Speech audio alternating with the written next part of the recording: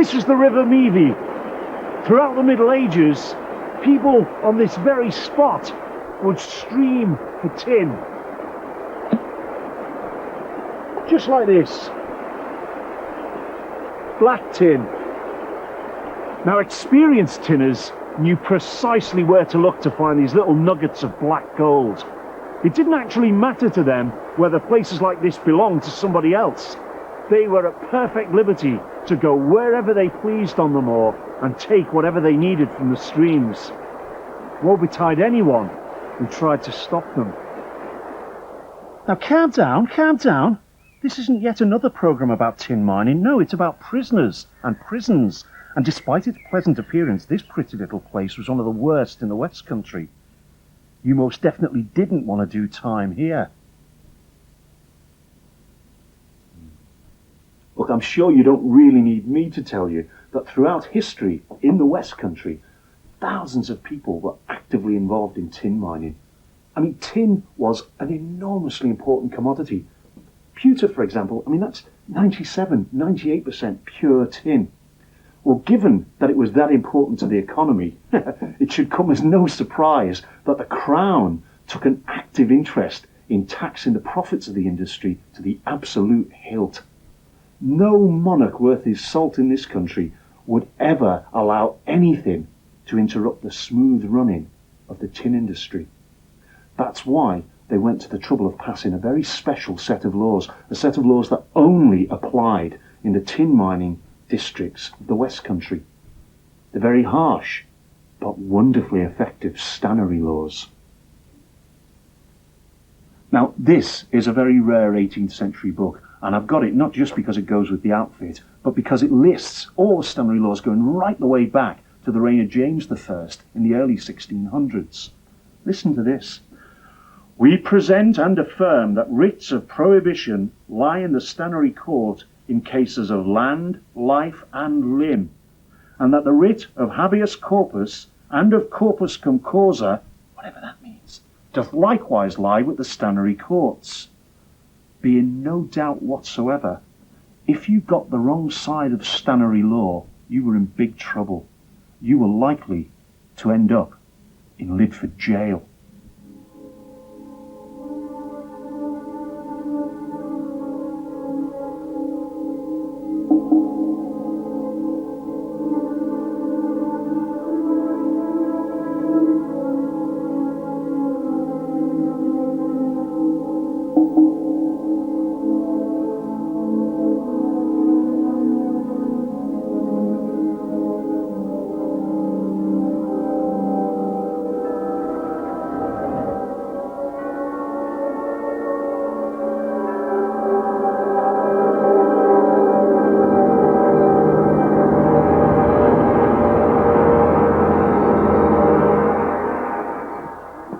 Lidford Castle is an absolutely fascinating place.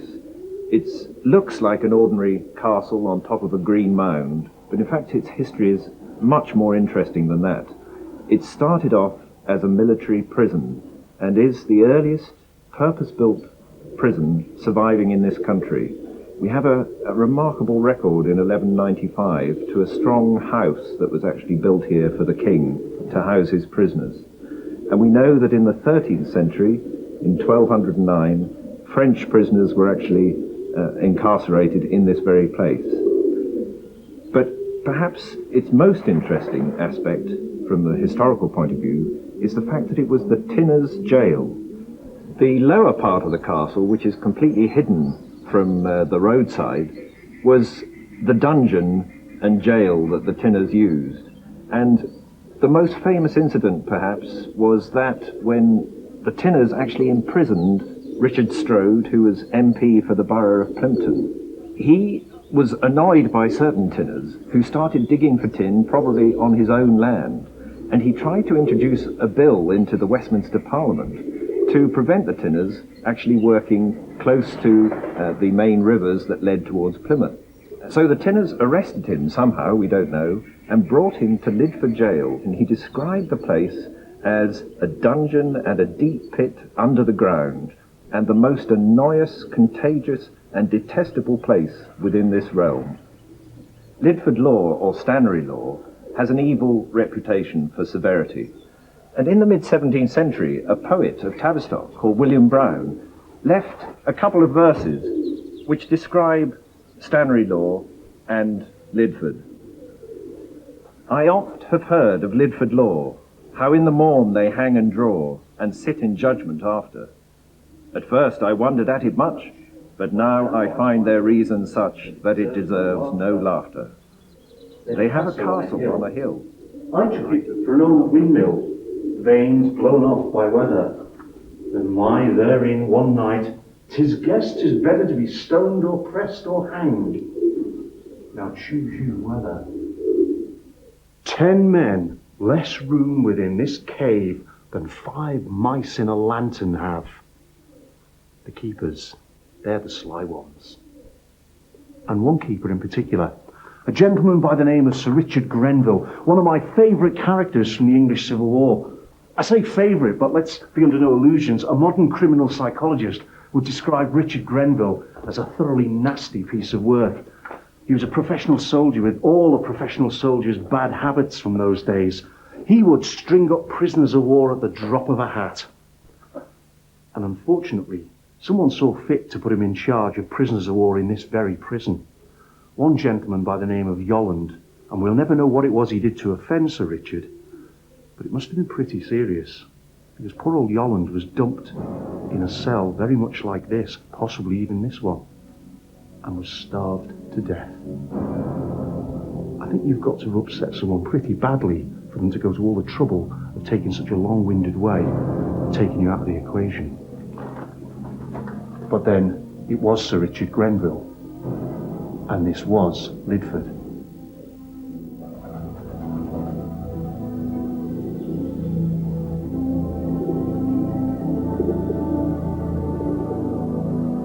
Lidford was the most notorious prison in the entire West Country. But the West Country's most notorious prisoner never saw the inside of a jail. A prisoner so infamous that thousands of sightseers thronged the Devonport dockyard to try and catch a glimpse of him as the Navy escorted him into exile on the other side of the world. He was the Emperor Napoleon Bonaparte.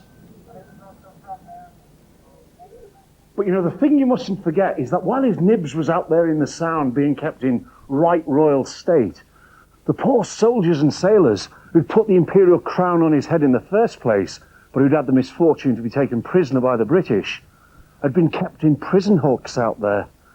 These were dismasted and generally derelict ships of the line that the Navy had no further use for, so into them they tumbled thousands of French prisoners. And it has to be said that despite their filthy French habits, the conditions on board those hulks were truly appalling. The conditions on those ships were so vile that on one celebrated occasion, the Plymouth and District Association of Ships' Rats and Allied Rodents actually sent a formal delegation up to London to lodge an official complaint with the Health and Safety Executive. Only kidding. The point I'm trying to make is that conditions as bad as that meant that not only would they breed disease, but they would breed a very real indiscipline, which the French officers found intolerable. If they were going to keep control of their soldiers, they needed to do something about it. Throughout the Napoleonic Wars, there was a room in this very building that was handed over to the exclusive use of the French prisoners of war.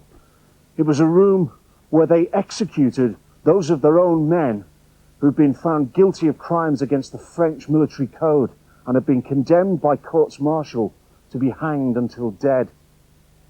Now, we don't know exactly how many people were executed here, but several years back, a group of 149 nails were found in what looked suspiciously like a tally, hammered and grouped into the wall, in this very room.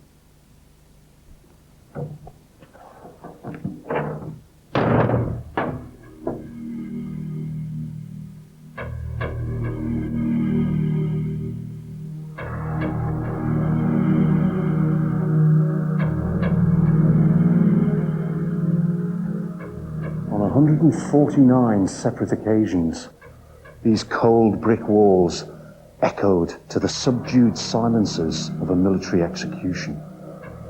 The meaningless mumble of the parson, the whispered orders of the petty officer, his harsh quarterdeck voice, suddenly gentle. And from below, the chill, uncaring clink of the surgeon's tools as he set them out on the dissecting slab.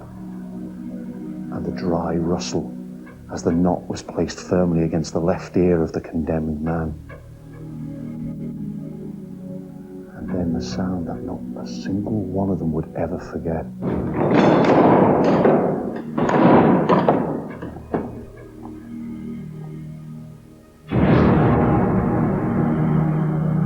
And then there'd be the long, interminable minutes as the body struggled against the endless fall down into the darkness, and the officers would pretend to look at their watches, and when the rope was finally still, then they knew that the candle of life had guttered and died.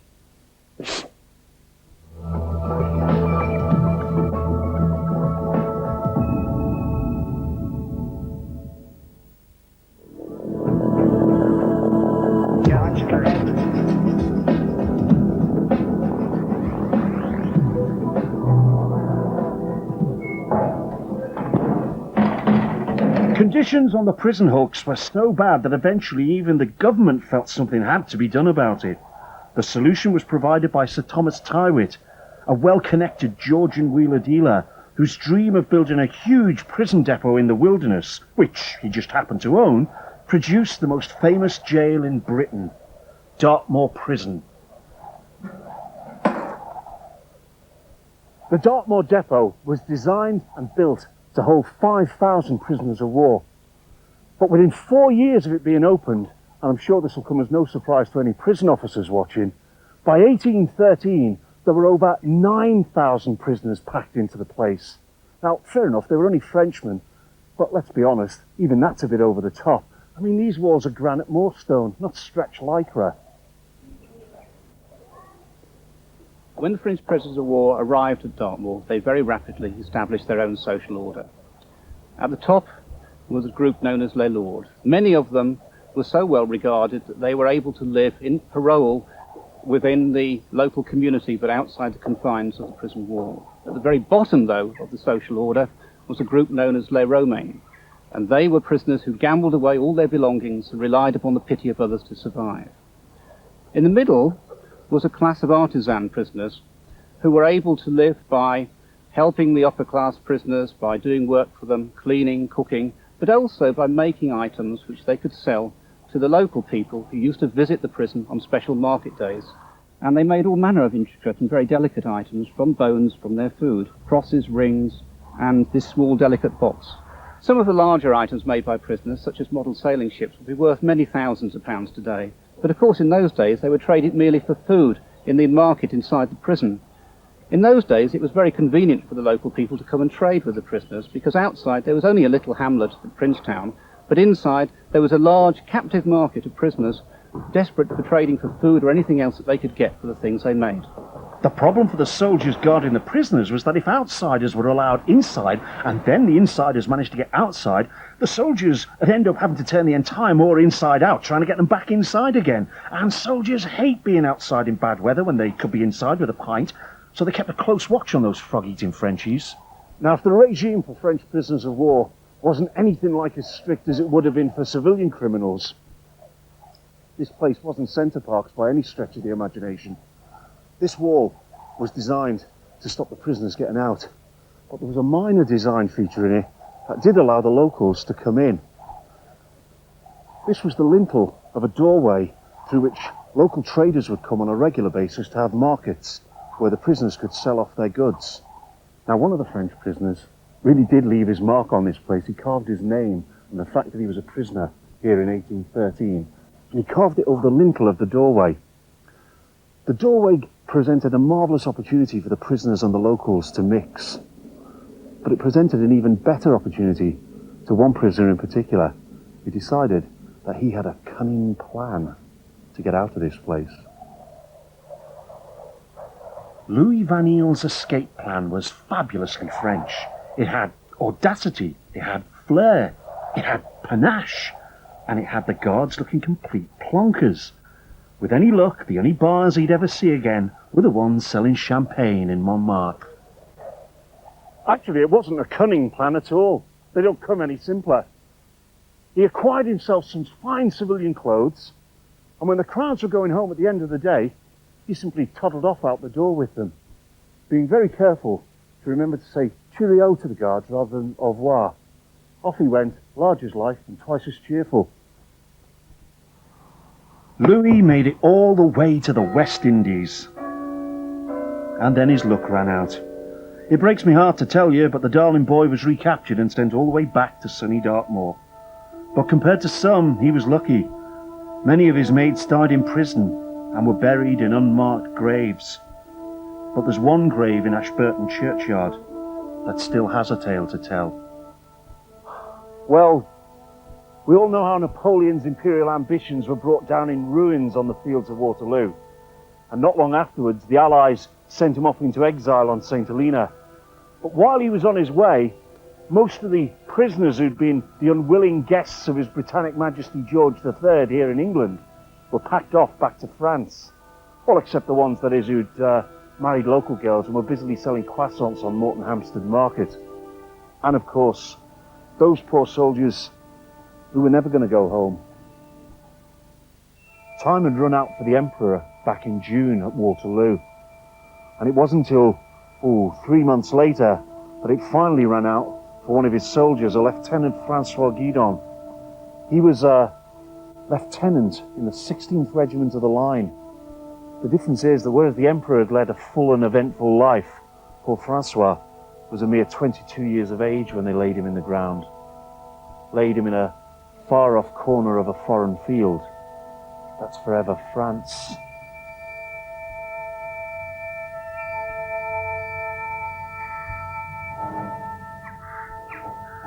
And even in death, the Emperor casts his shadow over Francois, because the tree that grows here was grown from a cutting from the very tree that marked Napoleon's grave on St. Helena.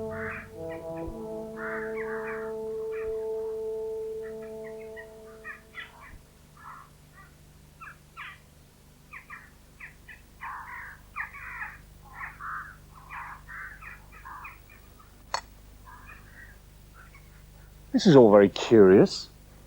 This looks distinctly like a French chateau to me.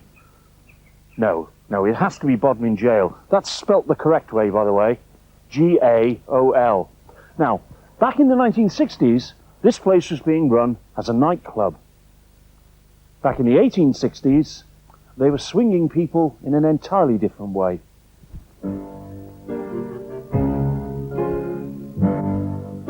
As the Industrial Revolution got up a full head of steam, Cornwall was flooded by people from up country who came in search of work. No change there then. And not all of them were hard-working, law-abiding folk. So the good subjects of the duchy got a tourist development grant and built themselves a brand spanking new prison, designed to offer the very last word in accommodation to the more discerning members of the criminal classes. All rooms had balls, chains and treadmills en suite. The judiciary at the time might have hailed these places as model penal institutes, but be under no illusions that life for those inside them was incredibly hard, despite the fact that they were technically only minor offenders. And it got worse. If you actually transgressed the rules of the prison itself, in addition to the sentence you were already serving, they could make life distinctly unpleasant for you by chaining you up, chaining you to the wall in total darkness. And they were the lucky ones, because just a few yards down from where I'm standing is the condemned man's cell. For them, life in prison chained to a wall in utter darkness was distinctly the soft option. Well, the first Bodmin jail was completed in 1779. Previously, the prisoners were kept in Launceston Castle, but conditions in Launceston Castle got so bad that there was the need for a purpose-built jail. And the authorities decided that Bodmin, being more central to Cornwall than Launceston, they would build a jail in Bodmin. The crimes that people would have been in the jail for would have been things such as, to start off with, would have been just vagrancy, brawling in the streets, drunk and disorderly, fighting. That would have obviously been a sentence of several weeks or even several months. And then, of course, causing bodily harm. That would have been a very serious offence, and they would have probably been in for maybe 6 months or something like that. But records show us that people were hung for stealing a sheep, setting fire to a corn stack, stealing a watch. Now, they were hanging offences, so it would appear that you either came in for 6 months or you were hung. Now, at the risk of sounding pompous, I have to say I find jokes about public hangings in particularly poor taste. 19th century executions were no laughing matter. Well, leastways not for the stars of those particular shows. Oh, this place is amazing, isn't it? You know, back in the 1840s, two young lads who came and enjoyed the splendid hospitality of this commodious establishment were the Lightfoot brothers. They decided, for reasons best known to themselves, to take up a career in highway robbery. The only problem was that they displayed a spectacular ineptitude at their chosen profession. On their very first attempt, they managed to get the money all right. Sadly, they left the chap concerned dead at the side of the road. In the course of time, they were brought to Bodmin Jail and billed as the star attraction at a public hanging. I mean, public hangings in those days were huge entertainments. In fact, on the morning that the Lightfoots were scheduled to be topped, the local train company actually laid on special trains to bring in the crowds. Seriously, that's exactly what they did. While the poor old Lightfoot brothers were waiting to dance the Newgate hornpipe at noon, the morning would have seen a huge crowd gathering in a fairground atmosphere. There'd have been folk singers selling broadsheet ballads.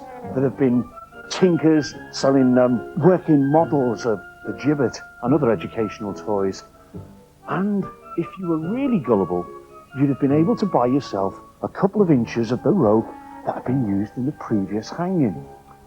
You can bet your life it had been cut off the chandler's stock first thing that morning, but people bought it nonetheless, because wearing it round the neck they thought brought them good luck. In fact, I've often wondered if Jack Rattenbury, the famous smuggler, had a piece of hangman's rope round his neck, because on the day that he was being brought to Bodmin Jail, he managed to effect a very lucky, not to say miraculous, escape from his jailers over at Indian Queens. Ah, but that, as they say, is another story.